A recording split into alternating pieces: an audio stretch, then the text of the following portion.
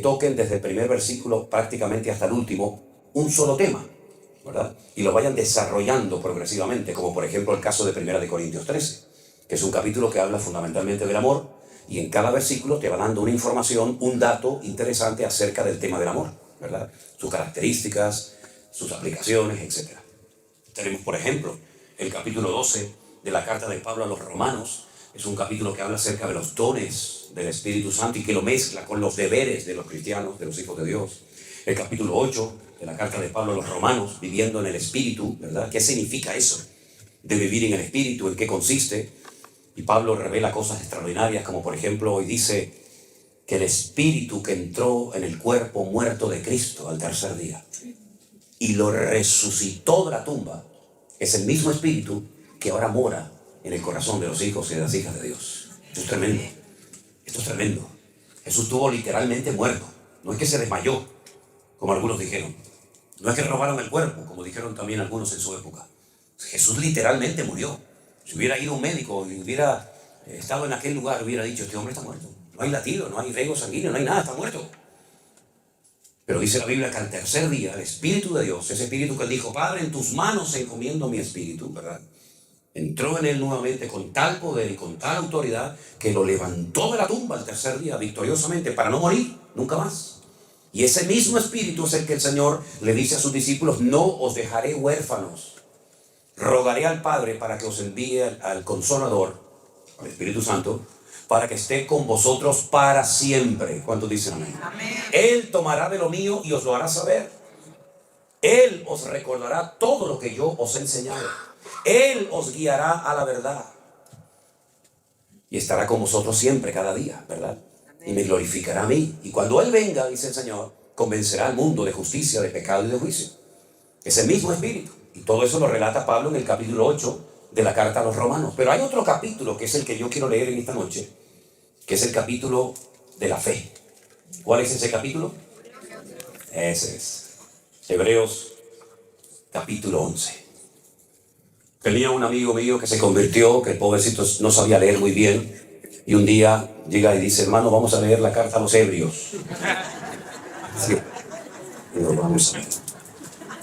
No son los Hebreos, son los Hebreos, que es otra cosa, hombre. Ay, Señor. Aquel que dijo, carta de Pablo a Galicia, a los gallegos, no, a los Gálatas, que es otra cosa. Y bueno, Hebreos capítulo 11 es el capítulo efectivamente de la fe. Y nos da una pequeña definición. La Biblia considera la certeza de lo que se espera, la convicción de lo que no se ve. ¿Qué te parece? Pero consigue.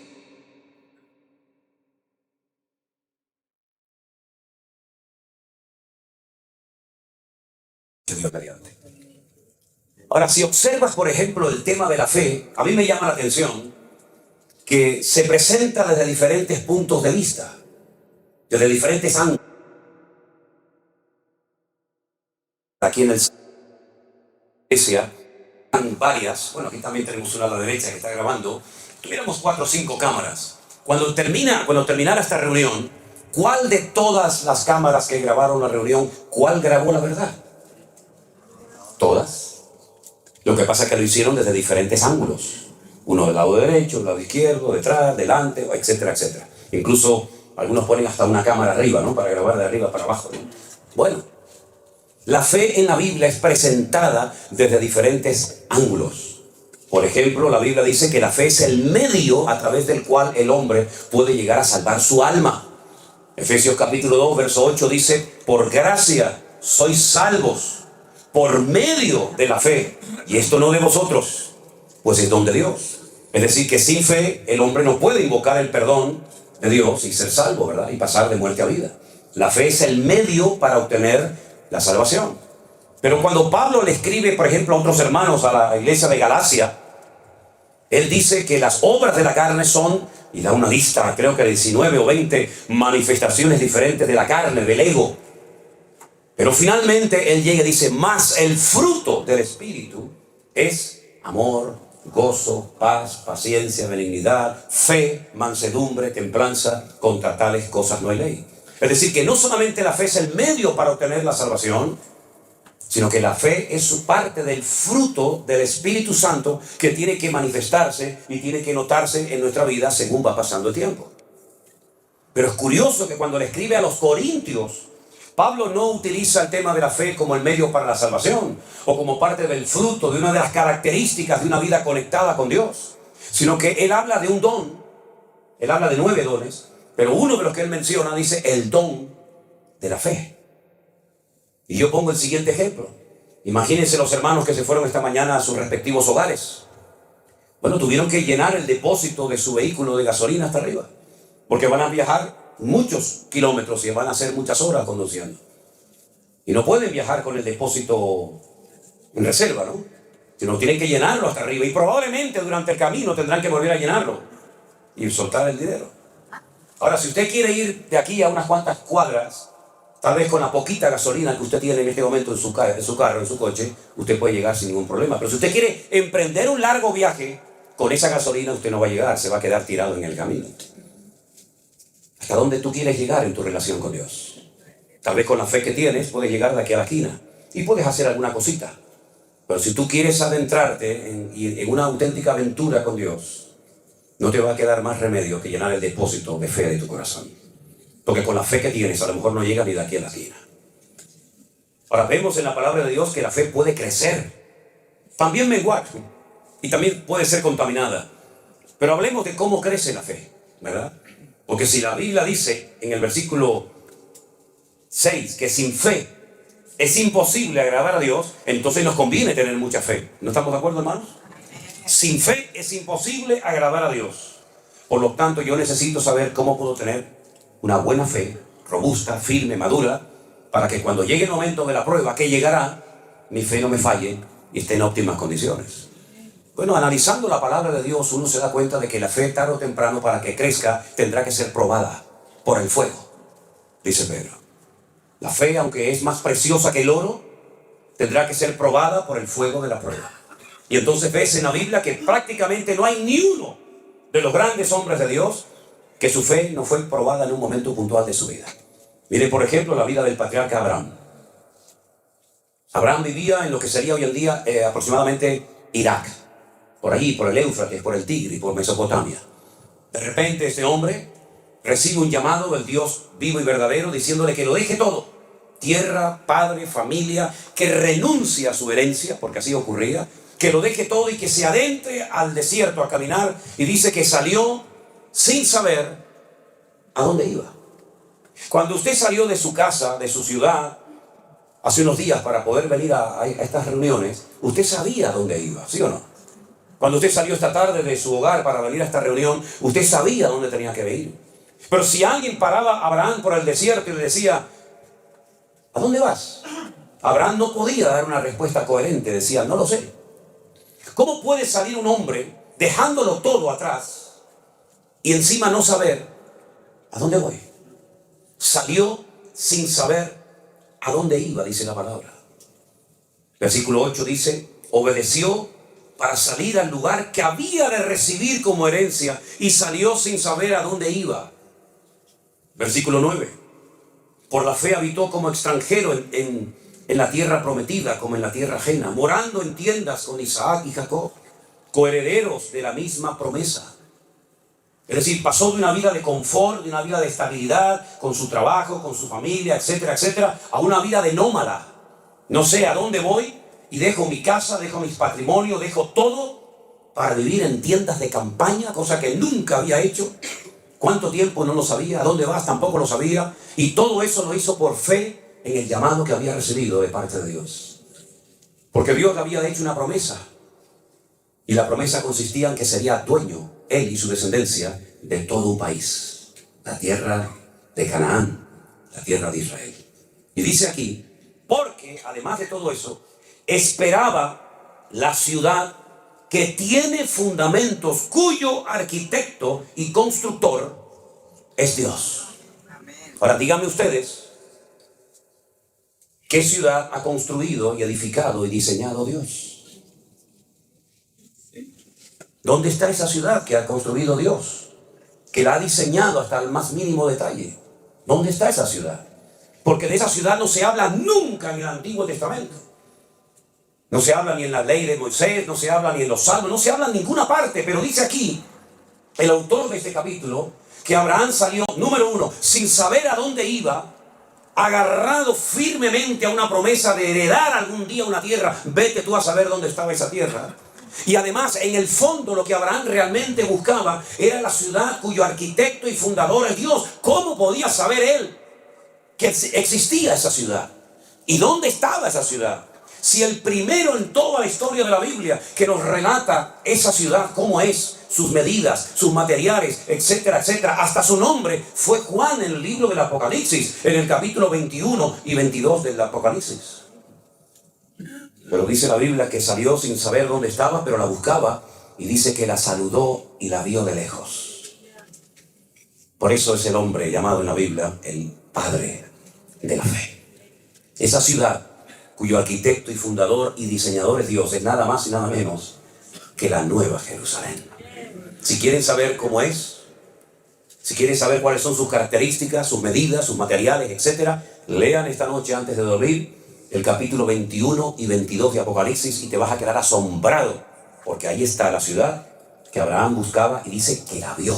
Es decir, aún antes del nacimiento de la iglesia, aún antes del nacimiento físico y terrenal del Señor Jesucristo, ya Dios había construido esa ciudad destinada en la eternidad para ti y para mí. ¿Cuántos dicen amén?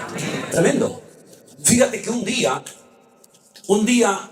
los judíos, hablando con el Señor Jesucristo, Él habla de su eternidad y les dice, yo soy antes de Abraham.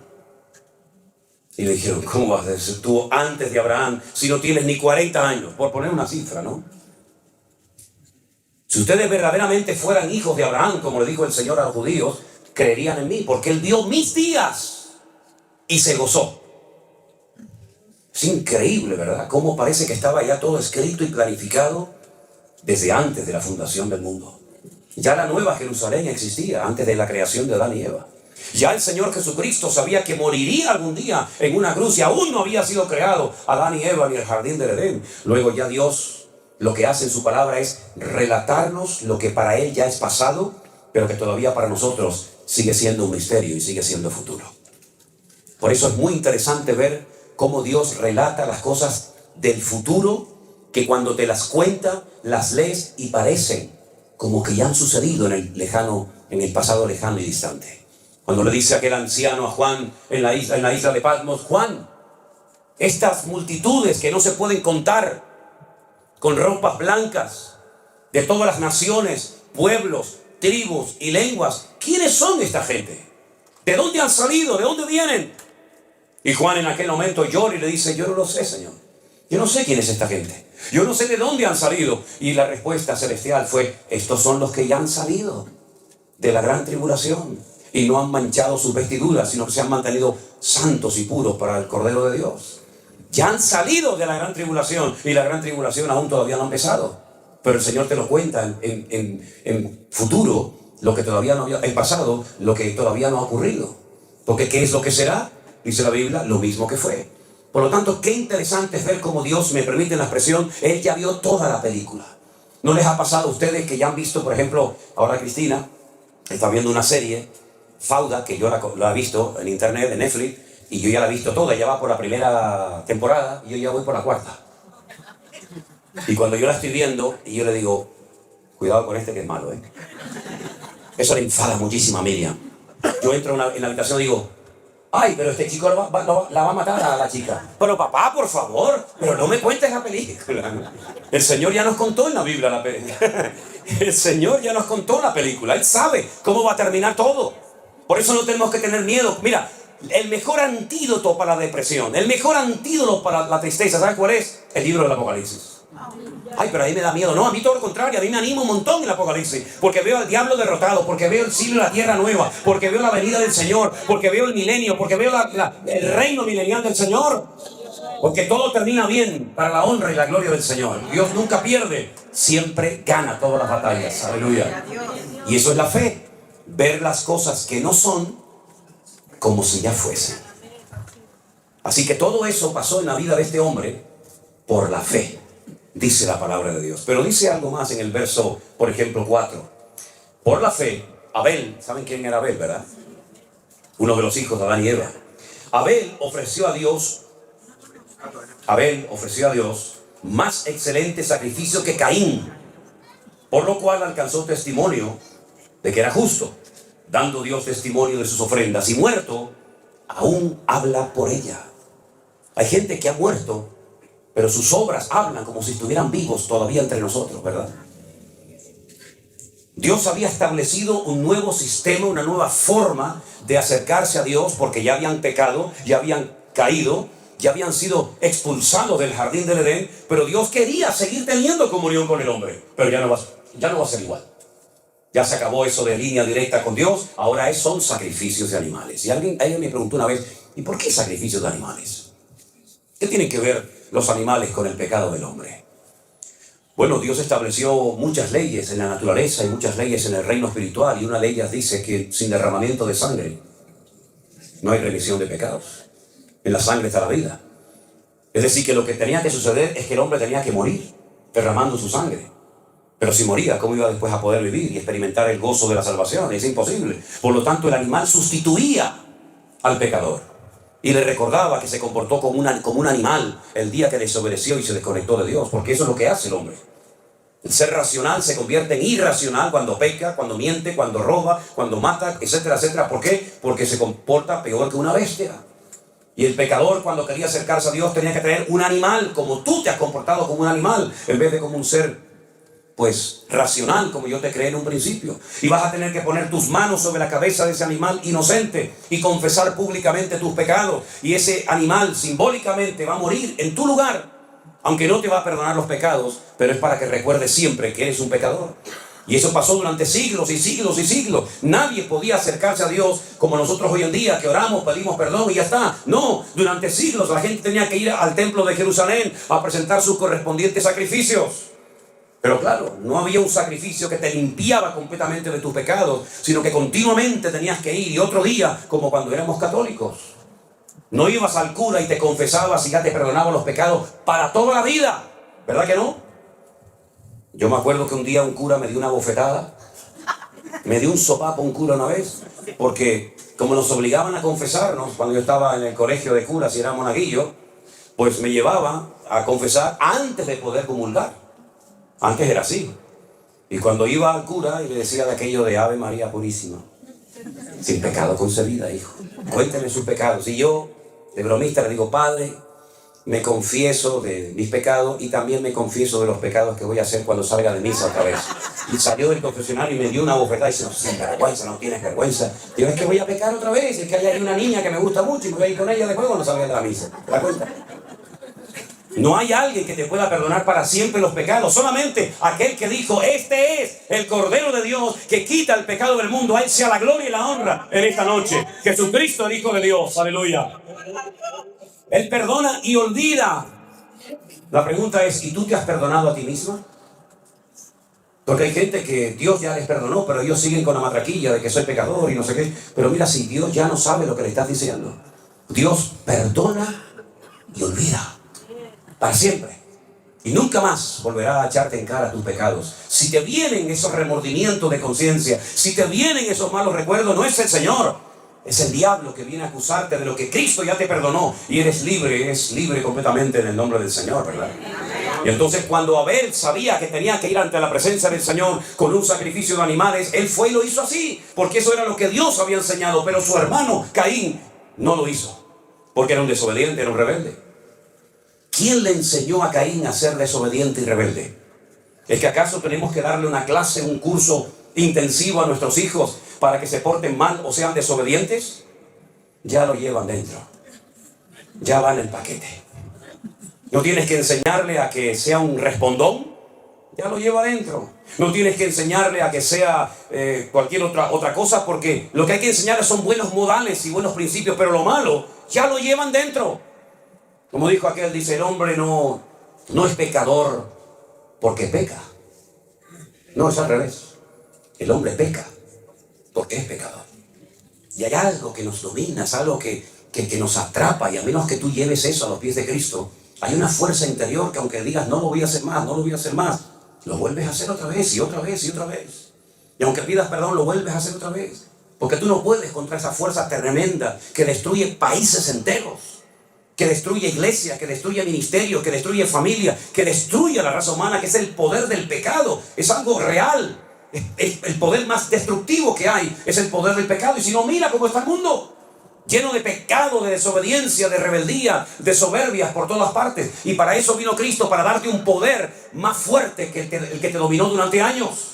Y cuando llega Caín a la presencia del Señor, no trae una ofrenda de animales, sino un producto de la tierra. Es decir, yo me acerco a Dios. Caín no era ateo, era un desobediente. Yo me acerco a Dios a mi manera. Me da igual lo que Dios haya dicho. Dice animales, yo traigo patatas del campo. Dios dice patatas del campo, yo traigo animales. Es el espíritu de la contradicción. Y es la actitud del ser humano. Aquí tienes un reflejo, una fotografía de cómo es el ser humano. Obediente a Dios o rebelde a Dios. Lo ves en Caín y Abel. Lo ves en Jacob y Esaú. Lo ves en el ladrón arrepentido a la derecha. Y lo ves en el ladrón rebelde y soberbio a la izquierda. Lo vemos continuamente por todas partes. Y entonces el Señor le habla a Caín y le dice: Caín, no estás haciendo bien las cosas. Fíjate que Abel no le dice nada. Dios no le habló a Abel. ¿Para qué le va a hablar si está haciendo las cosas bien? Sin embargo, le habló a Caín y le dijo: tu semblante ha decaído, ya no eres la misma persona. Miras con malos ojos a tu hermano, pero si hicieras las cosas bien, yo no te bendeciría. Y en vez de arrepentirse, en vez de humillarse y decir: perdóname, Señor, lo siento, voy a corregir el rumbo. Como dice la Biblia, si oyereis hoy su voz, no endurezcas tu corazón. Pues entonces lo que hace es que engaña a su hermano y le dice: Abel, vamos a dar un paseo por el campo. Y el otro dice: vamos. Se fía de su hermano. Es noble de corazón. Ni siquiera se imagina lo que le va a hacer su propio hermano. Y dice la Biblia que su hermano Caín se levanta contra él y lo mata. El primer asesinato de la historia de la humanidad. Y Dios le vuelve a hablar a Caín y le dice: Caín, ¿dónde está tu hermano Abel? Lo confronta, ¿no? Y Caín le dice: ¿soy yo acaso guarda de mi hermano? Como diciendo: yo que sé dónde está mi hermano. Y le dice el Señor algo tremendo y le dice: la voz de la sangre de tu hermano Abel ha llegado hasta mi presencia. Aunque lo quieras ocultar, esa sangre inocente que ha sido derramada por tu mano ha llegado a mi presencia clamando por justicia. Y Dios maldice a Caín, y sabemos lo que pasó con Caín. Fue un ser errante, ¿verdad? Sin arraigo en ninguna parte del mundo, con una insatisfacción como le pasa a la gente hoy en día, que nada le llena. Se emborrachan, se drogan, van a fiestas, van a casinos, viajan, se casan, se divorcian, se juntan con una, se juntan con otra, se meten en una secta, salen de una secta, se meten en otra, tienen dinero, pierden el dinero, vuelven a ganar dinero, y hay una constante insatisfacción en su vida y nada les llena. Es como un hueco que nunca se termina de llenar, porque cuando una persona es desobediente y arrogante y le da las espaldas a Dios, nunca te sentirás feliz ni en paz en esta vida. Es el espíritu de Caín, el espíritu errático, el espíritu que cuando está aquí quiere estar allá, cuando está allá quiere estar aquí, cuando hace frío dice: ay, a ver si viene el calor y quiere estar en el frío, cuando está navegando en alta mar quiere llegar a tierra, cuando está a tierra quiere volver a alta mar, cuando es de día anhela la noche, cuando es de noche anhela de día. Es una constante insatisfacción, y esa es la característica típica del que está fuera de la voluntad de Dios. Sin embargo, el que está en la voluntad de Dios le da igual si hace frío o calor, le da igual si le aplauden o le critican, le da igual si tienes que predicar a unas sillas vacías o a un auditorio de miles de personas. ¿Sabes por qué? Porque ya el vacío lo llenó el Señor Jesucristo, nuestro amado y bendito Señor. Aleluya. Es así, hermano, es así. ¿Y por qué Abel fue obediente? Porque dice que lo hizo por fe, porque la fe nos ayuda a ser obedientes y la rebeldía nos ayuda a ser gente desobediente. Tú tienes que elegir esta noche qué tipo de vida, qué modelo de vida tú vas a vivir. Y otra cosa, para los que son padres y madres, lo que tú elijas, el camino de la obediencia, el camino del sometimiento al Señor, o el camino de la desobediencia, dándole las espaldas a Dios, quieras o no quieras, te pongas como te pongas, se lo vas a transmitir a tus hijos. Así que ándate con ojo. Porque no solamente los seres humanos tenemos la capacidad de transmitir nuestra genética a nuestros hijos, sino también hay una influencia espiritual sobre nuestros hijos que se transmite aunque no creas en ello. Por eso es muy importante que tú no solamente analices tus palabras, sino tu actitud. Porque puedes decir todo lo que tú quieras y puedes gritar y puedes hacerte el macho y puedes hacerte lo que tú quieras. Pero si tu vida por dentro no es igual que lo que parece ser por fuera, tú vas a transmitir tu rebeldía, tu amor al Señor, tu pasión por la obra del Señor o tu rechazo al Señor y a su palabra. Lo vas a transmitir quieras o no quieras. O es que no hemos leído en la Biblia que dice, tal la madre, tal la hija. Vemos un niño pequeño y decimos, ¿cómo se parece a su padre? Es igualito, igual de terco, de cabezón que el padre o que la madre. Y el niño tiene meses, pero ya comienza a brotar ese germen que llevamos por dentro. ¿Se acuerdan cuando el Señor Jesucristo le dijo a sus discípulos aquella frase preciosa? En el mundo tendréis aflicción, pero confiad, yo he vencido al mundo. Mi paz, dice el Señor a sus discípulos, mi paz os dejo, no como el mundo la da. Es decir, la paz que tenía Cristo, el príncipe de la paz, no se la llevó al cielo con él, sino que se la dio a Pedro, se la dio a Juan, se la dio a Santiago, y todos tenían la misma paz que tenía el Señor Jesús. Pasa el tiempo, ya tienen en su corazón la paz de Cristo, y ahora el Señor reúne a sus discípulos y les dice, quiero mandarles de 2 en 2 a todos los lugares, aldeas, pueblos y ciudades donde yo voy a ir a llevar la palabra. Cuando lleguen a una casa, si no os reciben, si no os dan hospitalidad como era en la época, lo que se tenía que hacer, vuestra paz volverá a vosotros. Pero si en una casa os dan hospedaje, os dan comida, os tratan bien, etcétera, etcétera, vuestra paz reposará sobre esa casa. Es decir, ya ellos podían transmitir la misma paz que el Señor Jesucristo les dio, porque recibían de Cristo y de ellos podían dar a los demás. Por eso cuando vas al Sermón del Monte, a las famosas bienaventuranzas, te encuentras que a los hijos de Dios se les conoce como pacificadores. Bienaventurados los hijos de Dios, porque ellos serán llamados pacificadores. ¿Qué transmites tú en tu casa? ¿Qué transmites? Ustedes saben que cuando una persona, por ejemplo, fuma, el olor del humo, del tabaco, se le impregna. ¿Sí o no? La Biblia dice que un día una mujer ungió al Señor Jesucristo con un vaso de alabastro de nardo puro, y toda la casa y todos los que estaban en la casa fueron impregnados con aquel olor del Señor. Y déjenme que les diga que hace poquito estuve en Israel y una hermana compró un vasito, así un frasquito pequeño de alabastro, y me echó una gota así en la mano. Oye, y huele algo increíble. ¿Cómo sería un vaso de alabastro de nardo puro, verdad? Tremendo, ¿no? Así que, amados hermanos, ¿qué es lo que transmitimos a los demás? Cuando llegas a un lugar, transmites confianza, transmites fe, transmites optimismo, transmites la presencia de Dios. ¿O qué transmites?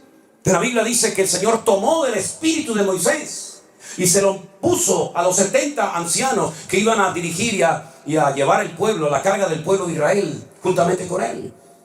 ¿Qué transmites tú cuando hablas? ¿Qué transmites tú como persona, como hombre? Si yo me marcho esta noche de aquí y yo hago así, y yo me voy, si la policía viniera dentro de un rato, o dentro de unos días, a este lugar y examinaran estas huellas digitales, sabrían que yo estuve aquí. Porque estas huellas digitales no las tiene nadie en el mundo. Son únicas. Nadie, jamás en la historia de la humanidad, tuvo estas huellas digitales, ni las tendrá en el futuro nadie, exactamente igual que las de ustedes. Vamos dejando nuestra marca por todas partes. Nuestra marca física y nuestra marca espiritual. Por eso cuando Pedro dijo, yo no le conozco, yo no sé quién es ese hombre, yo no quiero saber nada, yo no soy uno de sus discípulos, uno de los argumentos que esgrimió aquella jovencita fue el siguiente: tú hablas como él. Aunque lo quieras negar, aunque lo quieras ocultar, tú también eres uno de sus discípulos, porque hablas igual que él. ¿Cuántos dicen amén? Por eso, qué importante, amados hermanos, es que nosotros le pidamos al Señor poder transmitir la presencia y la gloria del Señor a todas partes donde vayamos. A veces lo conseguimos, a veces no, pero ten presente que a donde quiera que vayas, tú vas a transmitir lo que llevas por dentro, lo bueno y lo malo. Hay un refrán que seguramente ustedes lo conocen que dice: el que a buen árbol se arrima, buena sombra le cobija. ¿Lo conocen, verdad? Yo se lo voy a decir bíblicamente porque soy más espiritual. Dice Proverbios: el que anda con sabios, sabio será. Es decir, que si quieres recibir bendición de Dios, júntate con gente que te transmita cosas de Dios y no con gente que te robe lo poquito que tiene de Dios en tu vida. Eso es lo que dice la palabra. El capítulo es una maravilla. El capítulo habla de hombres y también, por supuesto, de mujeres. Dice la Biblia que Sara, la esposa de Abraham, era una mujer estéril y ya muy mayor, ya avanzada en edad, y no podía tener hijos. Pero dice la Biblia en el verso 11, por la fe, otra vez, por la fe, siempre todo por la fe, Sara, siendo estéril, recibió fuerzas para concebir y dar a luz aún fuera del tiempo de la edad. ¿Por qué? Porque creyó que era fiel quien se lo había prometido. Humanamente hablando, era imposible que esa mujer quedara embarazada. Era muy mayor, era estéril, y nunca antes de ella hay un registro histórico de una mujer que fuera sanada de esterilidad. Ella no podía mirar atrás y decir: es que ya el Señor sanó a esta y sanó a aquella. No, no había nada. No había ningún punto de referencia. Ella iba a ser la primera mujer en la historia de la humanidad sanada de esterilidad. Y dice que como le creyó a Dios, recibió fuerzas y quedó embarazada. Hubo un momento en su vida, después de 30 años de esperar el hijo de la promesa y no venir, que le propuso a su marido Abraham, un hombre muy obediente, que tuviera relaciones con su criada Agar. Y fue la ruina de Abraham y del mundo entero. Porque cuántos problemas, cuántas guerras, cuántas muertes se podían haber evitado si Abraham hubiera esperado y no hubiera mantenido relaciones con aquella muchacha de origen egipcio. Fue tan terrible la convivencia, fue tan terrible el ambiente en el hogar, que dice la palabra de Dios que el Señor le dijo a Abraham: échala a ella y echa al hijo de ella, porque no puede heredar el hijo de la esclava con el hijo de la libre. Y estoy hablando de Agar y de Ismael, el padre de todas las naciones árabes. Que cuando la Biblia habla de él, porque Abraham lógicamente lo amaba porque era su hijo, de momento era el único que tenía, la palabra en hebreo, el término que emplea será un Pere Adam. No un Adán Pere, sino un Pere Adán. Pere significa en hebreo salvaje, indomable. Y Adán significa hombre. Y no es que invierte el orden por equivocación del error, del copista. No, es que lo hizo a propósito. Lo que va a predominar en él, más que su parte humana, va a ser su parte animal. Es un salvaje. Él siempre estará en contra de todo el mundo. Y todo el mundo estará siempre en contra de él. Y por su espada vivirá. Así es que esto es imposible, esta convivencia entre unos y otros. Cógelo y échalo de casa y yo me encargaré de él. Y es entonces cuando ella es expulsada del hogar de Abraham, cuando el Señor se le presenta en un pozo, y es la primera vez que el Señor le habla a través de un ángel a una persona en la humanidad, Agar. Y le promete que va a ser el príncipe de 10 naciones y le promete prosperidad, como hasta el día de hoy la vemos. Naciones que cuando vas, tú dices: pero esta gente, ¿qué tiene? Si no tienen ni un árbol, no tienen nada más que arena, arena, arena y nada más que arena. Sí, pero escarba un poquito debajo de la arena. Y vas a ver la bendición de Abraham. Vas a ver cómo son capaces de vivir en lugares donde hay 60, 70 grados de temperatura en Celsius, pero son capaces de poner al mundo de rodillas.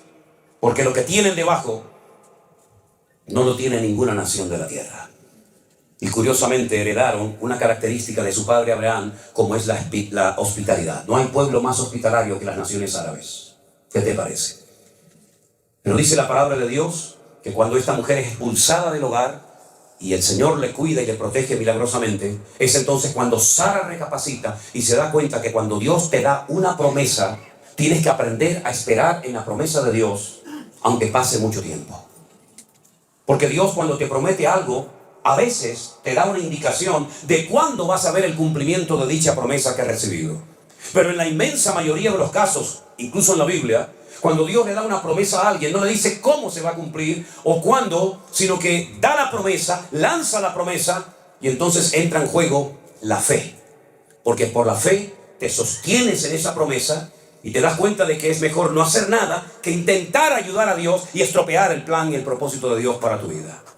¿Y qué fue lo que le pasó a Abraham? 30 años, no venía el hijo de la promesa, mantiene relaciones con Agar, queda embarazada y el Señor dice, ese no es el hijo que yo te había prometido. Eso es lo que tú has hecho en la carne. Y a veces en la carne has hecho algo que te ha salido aparentemente bien, pero a la larga te pasa la factura. Una noche de placer te puede arruinar un matrimonio de 40 años. Una noche loca te puede arruinar toda una vida. Eso fue lo que le pasó a Abraham. Se dio cuenta de que Dios no necesita ayuda para cumplir con sus promesas. Hay casi 8,000 y pico de promesas en la Biblia. Y aquí lo que juega es el factor de la fe. Yo creo que lo que Dios me ha prometido se va a cumplir. Tal vez no será hoy, no será mañana, pero lo que Dios me ha prometido se va a cumplir. Porque todas las promesas del Señor en su palabra son sí y amén en Cristo Jesús, Señor nuestro. Por lo tanto, ¿qué hago? ¿Cuál es la actitud correcta? ¿Cuál es la actitud de un cristiano maduro? Encomienda al Señor tu camino, confía en Él y Él hará cuando lo crea conveniente. Y al final vino el hijo de la promesa, vino Isaac. Ahora, fíjense qué curioso. Yo podría, créanme, de este capítulo podría estar hablando semanas y horas enteras, porque es un capítulo increíble. Cada versículo es un sermón. Pero fíjense que Abraham, en un momento de necesidad, desciende a Egipto. Fíjate la expresión. Cuando se va a Jerusalén se dice subir a Jerusalén.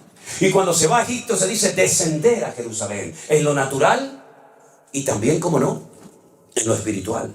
Abraham descendió a Egipto porque allí era donde había alimentos, donde había recursos, donde había agua, donde había un futuro más esperanzador que en Canaán. Y allí el Señor le habló y lo trató y todos conocemos la historia. Y al final él tiene que huir, tiene que marcharse de Egipto. Cuando su hijo Isaac es grande y vuelve a tener parecidos problemas a los que su padre tuvo, falta de agua, falta de recursos, falta de alimentos, etc. ¿Qué es lo primero que piensa el hijo? En hacer lo mismo que le vio hacer a su padre, descender a Egipto. Pero Dios le dice a Isaac, no vayas a Egipto, no desciendas a Egipto. Pero Señor, yo soy dueño de miles de cabezas de ganado. Donde yo vivo no hay pastos. Donde yo vivo no hay agua, no hay recursos, no hay nada. Voy a terminar perdiéndolo todo. En Egipto está el río Nilo, el río más largo del mundo. Siempre hay agua, siempre hay tierra fértil. El Señor dice, no vayas a Egipto, quédate aquí. Y uno dice, ¿dónde le dijo el Señor a Isaac? Quédate aquí, no te muevas. En un lugar llamado Beer-sheba. La palabra Beer en hebreo es pozo. Sheba es el número 7. Beer-sheba, la ciudad de los 7 pozos. Algunos de ellos los había abierto su padre Abraham. Entonces dijo, bueno, pues oraremos para que salga agua de los pozos y vamos a ver qué pasa. Los filisteos venían y le echaban tierra y piedra a los pozos y se los cegaban. Y entonces él se iba a otro lugar y abría un pozo, encontraba agua y los filisteos venían y se lo cerraban. Y entonces seguía hasta que dice que llegó a un lugar llamado Rehobot, que son lugares amplios. Y entonces dice que ese año en pleno desierto, con muy poca agua, sin recursos humanamente hablando, dice que sembró y cosechó a 100 por 1. Y uno dice, Dios mío, no es el lugar, es la actitud de mi corazón lo que marca la diferencia.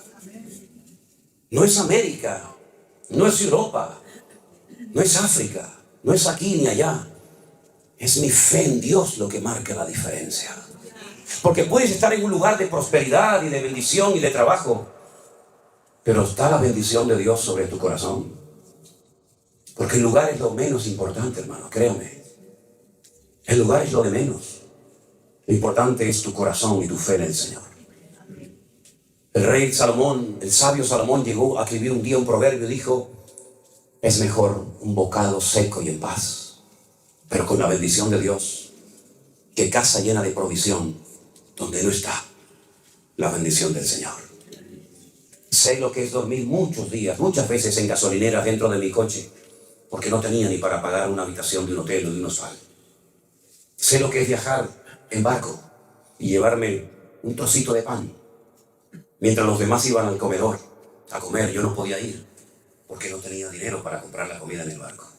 Sé lo que es sentarme a la mesa sin comida, con los platos vacíos, y orar: Señor, gracias por estos alimentos que tú me has provisto para hoy. Y hemos aprendido algo en todos estos años. Y es que cuando uno pone su confianza en el Señor, no importa la cantidad, lo que importa es que te agarres al Señor y seas capaz de creerle a Dios. Y ese día, cuando en un pueblecito de España llamado Medina de Pomar, provincia de Burgos, nos sentamos Elena y yo, porque en aquellos tiempos nuestras hijas no habían nacido, oramos con los platos vacíos y le dimos gracias al Señor por los alimentos.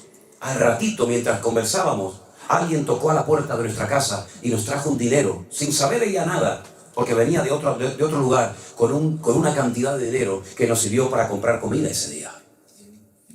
Y como dijo el apóstol Pablo, y yo, para la gloria de Dios, también lo puedo decir: sé vivir humildemente y sé tener abundancia. En todo y por todo he sido enseñado y entrenado por el Señor, tanto para tener abundancia como para padecer necesidad, porque todo lo puedo en Cristo que me fortalece. Y eso es lo que el Señor quiere enseñarnos a nosotros en el siglo XXI. Hay tiempos de abundancia. Cuidado, porque echa más a perder la abundancia que la escasez. Es mucho más fácil recurrir a Dios en momentos de escasez que acordarte de Dios en momentos de prosperidad.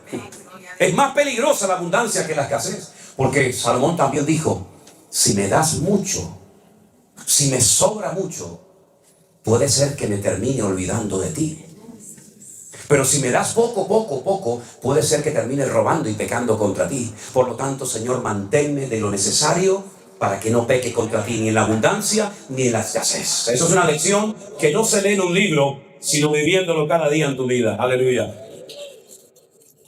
Claro, a todos, también a los cristianos, nos gusta tener nuestras necesidades básicas cubiertas. Y poder invitar a tu esposa una noche a comer, y poder comprarte una camisa si te gusta. Claro, no hay nada malo en eso. Pero no te olvides que el Señor es mi pastor y nada nos faltará. Y lo importante es tenerlo a Él.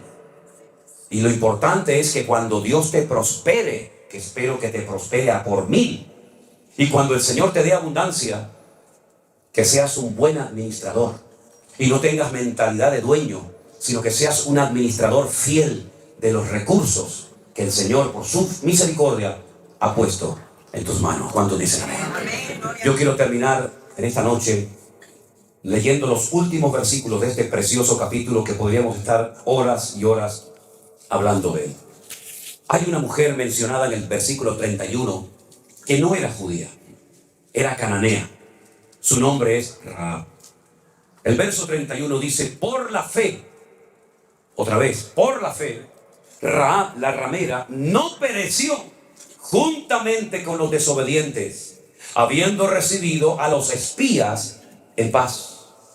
Esta mujer, es muy interesante su historia, porque la Biblia nos habla de que era una mujer que había ejercido durante tiempo la prostitución en la ciudad de Jericó, donde ella vivía. Ella era una cananea, pero un día recibe en su casa la visita de 2 hombres extranjeros, 2 israelitas, que van a su casa, el mejor lugar para pasar desapercibidos, y ella reconoce que son hebreos y les dice algo tremendo. A veces lo leemos y no somos conscientes de la profundidad de aquella conversación durante la noche de Rahab con estos 2 hombres. Les dice: hemos oído lo que vuestro Dios ha hecho por vosotros cuando os sacó de Egipto. Lo hemos oído. Sabemos que Dios os abrió las aguas del Mar Rojo para que pasarais por tierra seca. Y sabemos que Dios os va a entregar esta tierra. Ese es el motivo por el cual está cerrada, bien cerrada Jericó. Fíjate cómo hacía 40 años que los estaban esperando. Estaban con más temor los habitantes de Jericó que el pueblo de Israel, quejándose y lamentándose contra el Señor. Es decir, hace 40 años podían haber entrado a Canaán, pero por desobediencia y por rebeldía perdisteis la oportunidad histórica de vuestra vida y moristeis en el desierto, cuando hace 40 años esta gente estaba temblando de miedo porque sabían que nuestro Dios es el Dios vivo y verdadero. Qué lástima, ¿verdad? Qué lástima cuando el inconverso te tiene que recordar que eres cristiano. Qué lástima cuando el inconverso te da lecciones de buen padre en vez de tú dárselas a él, ¿verdad? Yo solamente os pido, decía Rahab, que tengáis misericordia de mi vida y de mi familia. Y estos hombres hicieron un pacto con ella y le dijeron: si tú no nos delatas, si tú no le vas con el cuento, con el chisme al rey, diciéndoles diciéndole a él que hemos estado en tu casa, te salvaremos la vida. Pero tienes que estar dentro de tu casa cuando entremos a conquistar la tierra de Jericó, la ciudad de Jericó. Y tienes que amarrar este cordón rojo, ¿verdad?, en la ventana de tu casa, para que al entrar en la ciudad, los soldados, cuando vean esa tela colgando en tu ventana, sepan que ahí no tienen que entrar a matar a nadie. Si cumples con estas dos condiciones, te salvaremos tu vida a ti y a toda tu familia. Ahora tú imagínate Rahab viendo casa por casa, convenciendo a su padre, a su madre, a su primo, a su cuñado, a su sobrino, dándoles testimonio, ¿verdad? Vengan a mi casa, pero ¿cómo vamos a ir a tu? Vénganse a mi casa que hay salvación. La verdad que la fe de Rahab fue tremenda, ¿eh? Y dice la Biblia algo interesantísimo sobre su casa. No sé si se acuerdan. La ciudad de Jericó era como dos círculos concéntricos, uno dentro del otro.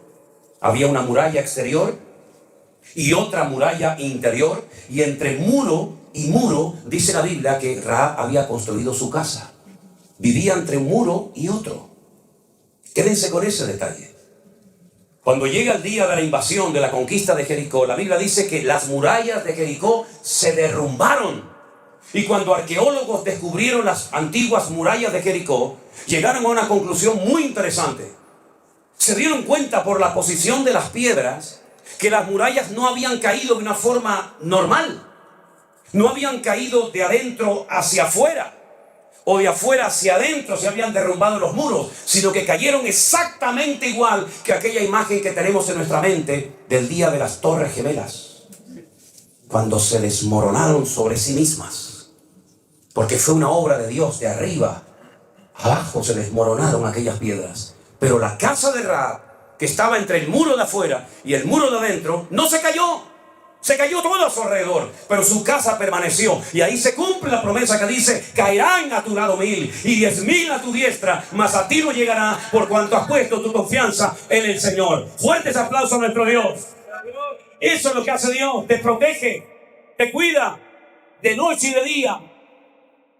Y verás por todas partes tragedia, pero verás como Dios te cuida y te bendice. Y tú dices: Dios mío, qué tremendo como tú eres.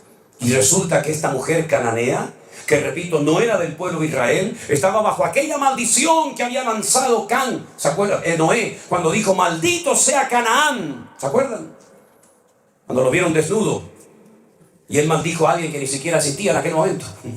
Sus 3 hijos, Sem, Can y Jafet. Y maldice al nieto, al hijo de Can, a los cananeos. ¿Y cómo se llamaba la tierra donde vivía Rahab en aquel tiempo? Canaán. Los cananeos estaban todos bajo la maldición de Noé. Pero ella resulta que se incorpora, se integra en la vida del pueblo de Israel y se casa con uno de los espías. ¿Sabían eso? Que se llamó Salmón. No, sino Salmón. Que esta mañana hablé de Salmón. Se casó con Salmón. Y entonces, cuando uno se convierte de verdad al Señor, las maldiciones forman parte de la historia. Ya puedo dormir en paz me acostaré y así mismo dormiré, porque solo tú, Señor, me haces vivir confiado. Ya no tengo miedo de lo que me hizo mi padre, lo que me hizo mi abuelo, de lo que pasó en la reconquista, lo que no, yo no tengo nada que ver con eso. Yo voy a quitar del pueblo, dijo el Señor, ese refrán que tenéis, que no concuerda con la realidad. Los padres comieron las uvas y los hijos tuvieron la dentera. El alma que pecare, esa morirá. El hijo no morirá por los pecados del padre, ni el padre morirá por los pecados del hijo, sino que el alma que pecare, esa morirá. Así que ella ya no es una mujer bajo maldición, sino que ahora toda la maldición se convierte en bendición y queda embarazada y tiene nada más y nada menos que a un hijo que se llamó Booz. Booz. Díganlo en español: Booz. Con Z. Y Booz llegó a ser uno de los hombres más ricos de Israel. Un terrateniente que tenía tierras en abundancia. Y un día ve venir por el horizonte a una mujer de los campos de Moab, viuda, con una mano delante y una mano detrás, pobrecita, tratando de sustentar su vida y la de su suegra, y se enamora de ella, y se casa con ella. El hijo de Rahab se casó con Ruth, la moabita, y quedó embarazada, y tuvo un hijo llamado Obed. Y Obed pasa el tiempo y tiene un hijo llamado Isaí. E Isaí tiene muchos hijos, pero sin lugar a dudas, el más famoso de todos fue el mismísimo rey David. ¿Y de dónde viene el Señor Jesucristo? Entroncado con esa familia, con la familia de Judá, porque Dios torna la maldición en bendición. ¿Cuántos dicen amén? Gloria a Dios. ¿De dónde ha salido eso de que vamos a echarle hoy los demonios a los hermanos miembros de la iglesia? ¿De dónde ha salido ese disparate?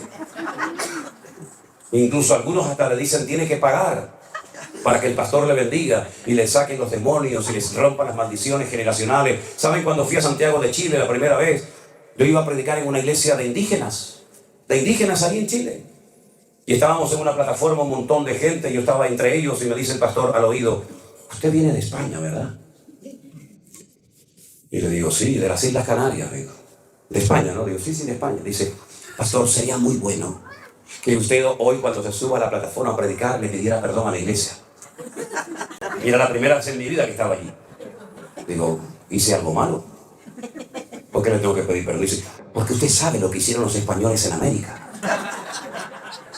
Se llevaron el oro, le daban espejos y los indígenas le daban los collares y claro, los españoles fueron muy malos. Y le digo, ¿qué tiene que ver el espejito conmigo, hermano?